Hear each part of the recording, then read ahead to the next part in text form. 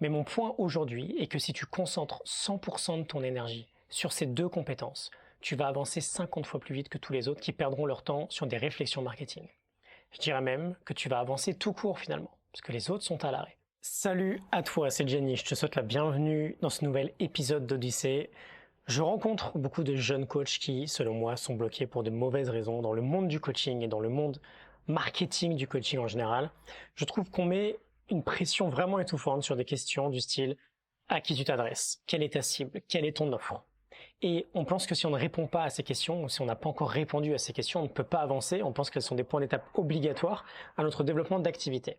Et je pense que c'est faux. Je pense que si tu es bloqué là-dessus, si tu te sens bloqué parce que tu ne sais pas quelle est ta cible, ou tu n'as pas envie de choisir une niche, ou que tu ne sais pas encore quelle est ton offre, c'est très dommage. Parce que dans un sens, pour le moment, on s'en fout un peu. Ce n'est absolument pas déterminant pour la suite. Comme toujours dans ce que je te partage, garde ce qui te parle, n'hésite pas à jeter tout le reste. Et qu'on soit bien clair sur un point pour démarrer, ces questions peuvent être importantes dans certains contextes.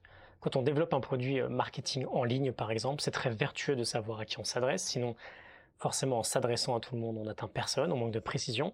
C'est très vertueux d'avoir une offre aussi et de savoir précisément ce qu'elle apporte.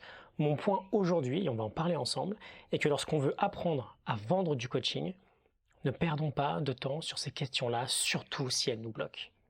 Dans le coaching, sans niche, sans cible, sans offre, tu peux quand même avancer.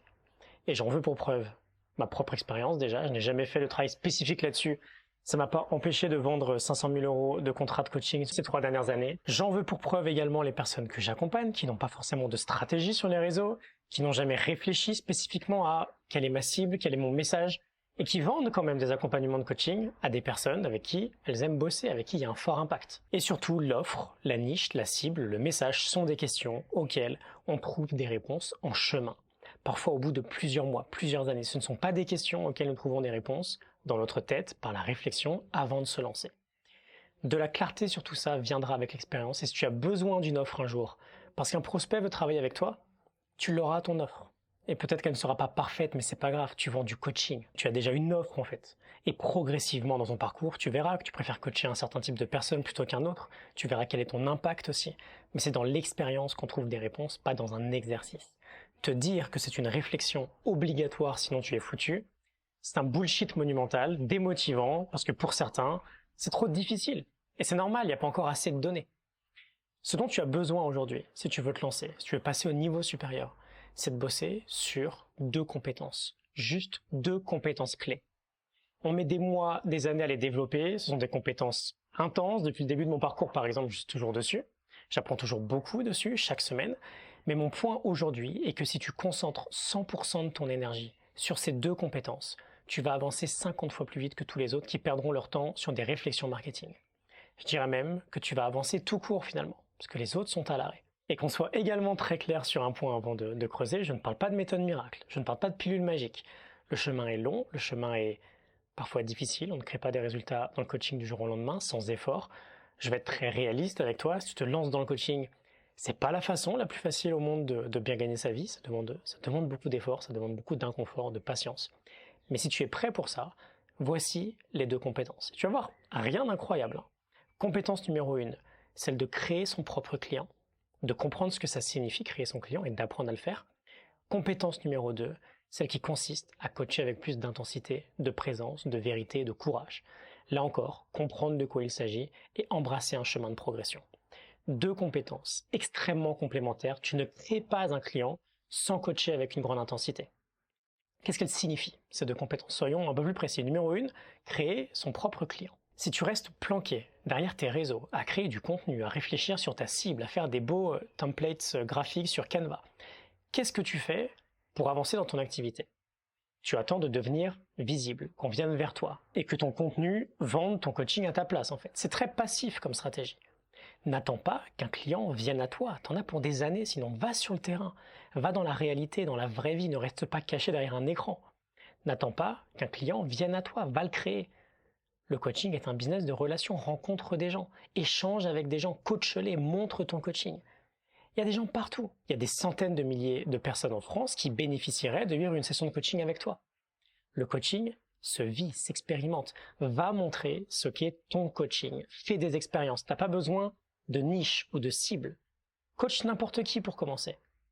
Tu sauras très vite avec qui tu matches moins, le type de personne que tu attires, le type d'impact que tu as. Si la question qui te vient en tête à ce moment-là, c'est « oui d'accord, ok, mais où est-ce que je les trouve ces gens ?» N'en fais pas une excuse. Si tu as déjà fait une école de coaching par exemple, tu as déjà coaché des personnes, elles ne sont pas venues de nulle part. Tu as juste besoin finalement, en réalité, d'une seule personne. Prends une personne que tu aimes coacher, ou que tu aimerais coacher, et dans ce cas, va coacher cette personne, et en fin de coaching, demande-lui un service, qu'elle te mette en relation avec 2 personnes de son entourage dont elle pense qu'elle pourrait bénéficier de ton coaching. C'est une mission pour elle. Tu lui as offert un service en la coachant, elle sera ravie de te le rendre en t'amenant d'autres personnes. Et avec chacune des personnes, tu fais ça. Tu démarres avec juste une personne et tu peux coacher de fil en aiguille 10, 20, 50, 100 personnes comme ça. Certains me disent « oui, mais coacher gratuitement ne me fait pas vivre de mon activité ». Mais quand tu es sur Canva à créer des publications sur Instagram, est-ce que tu es payé? Je suis pas sûr non plus. En coachant, tu impactes. On va parler de comment dans la deuxième compétence. Mais si tu peux extraire des enjeux forts pour tes coachés, si tu deviens un explorateur, un chercheur, un Indiana Jones d'enjeux importants pour tes coachés, tu vas les servir, ils vont avancer, ils vont t'associer avec le fait qu'ils avancent. Ils auront vécu une vraie expérience de coaching, ils n'auront pas juste souri en voyant une vidéo ou un post sur LinkedIn ou Instagram. Et pour les personnes qui sont passées à l'action, qui ont avancé, qui grâce à toi ont créé un impact sur leur chemin, repropose un second coaching 10 jours plus tard. C'est comme ça que tu crées un client. La personne naturellement voudra bosser avec toi si elle arrive à saisir ce que ça lui apporte. Et on peut apprendre ça. Ou peut-être que toi, tu voudras lui proposer quelque chose. 6 mois de coaching, par exemple, avec des sessions à intervalles réguliers. Et ensuite, on te recommandera, les gens t'appelleront. T'as pas besoin de passer du temps sur ta recherche de cible, sur ton contenu LinkedIn ou sur ton contenu Instagram, ou peu importe, va sur le terrain. Va dans la réalité, dans la vraie vie, va voir les gens, n'attends pas qu'ils viennent à toi. Non seulement tu auras toutes tes réponses à ces questions marketing, parce que tu seras sur le chemin, mais en plus de ça, ton chemin avancera. Alors oui, ça demande de la patience, de l'audace aussi, de la vulnérabilité, mais une fois de plus, j'ai pas dit que c'était simple ou magique. Il faut de l'humilité, il faut du courage pour coacher un inconnu alors qu'on débute tout juste dans le coaching, mais c'est pareil, on ne progresse pas en coaching juste en étant en formation ou en étant occupé sur les réseaux. On progresse en coaching en coachant. Et surtout, en coachant, on crée des clients. Deuxième compétence, celle de coacher avec plus d'intensité, de présence, de vérité et de courage. Coacher sur des sujets d'impact. Coacher en étant pleinement présent, pleinement connecté, pas dans sa tête. Coacher sans outils spécifiques, par exemple. Coacher avec le courage de tenir le miroir avec vérité. Coacher sans acheter les excuses de notre coaché. Je partage souvent cette métaphore très simple du coach sportif que l'on paye pour se sentir engagé et être présent à la salle. Si un matin, j'ai pas envie d'y aller, j'ai un peu la flemme, je me trouve des excuses, et que j'appelle mon coach pour lui dire « écoute, je viendrai pas, je suis fatigué ». Premier scénario, il me dit « ok Gianni, pas de problème ». Deuxième scénario, il me dit « écoute, arrête tes conneries, tu te ramènes tout de suite à la salle, tu ne m'as pas engagé pour que tu restes dans des excuses ». Qu'est-ce qui va se passer pour moi? Dans ce second scénario, là je vais me dire que oui, c'est mon coach. C'est pour ça que je bosse avec lui. Je peux plus me cacher.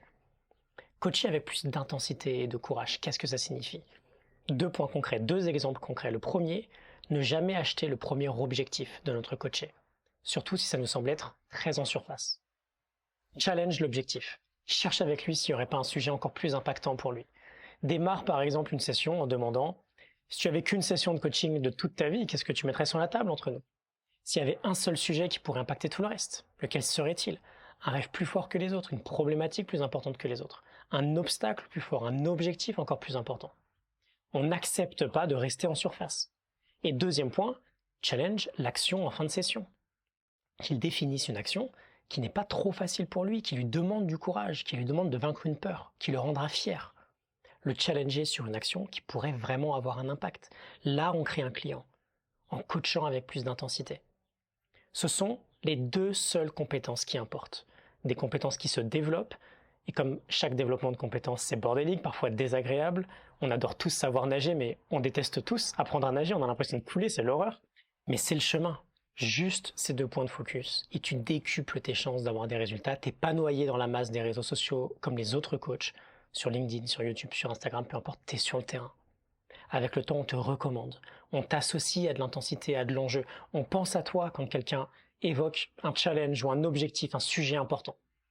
Et ce sont les 2 compétences qu'on développe ensemble dans Odyssée. Donc abonne-toi si ce n'est pas déjà fait, partage l'épisode si tu penses qu'il peut intéresser certains de tes collègues coachs de promo par exemple. Profite des ressources que je te partage. Tu as le protocole Zéro Bullshit, un anti-guide pour celles et ceux qui se lancent. Et surtout, tu as le challenge 7 jours pour transformer ton coaching, 7 jours de travail avec moi. Tu peux aller t'inscrire dès maintenant. Si ce qu'on a vu aujourd'hui te rend curieux, on va beaucoup plus loin ensemble sur les détails de ce qu'on a touché du doigt aujourd'hui. Le challenge est offert. C'est vraiment dommage de le manquer. Je te laisse me partager tes pensées, tes réflexions, tes prises de conscience, tes questions. Je te retrouve dans le challenge. Excellente journée. À très bientôt.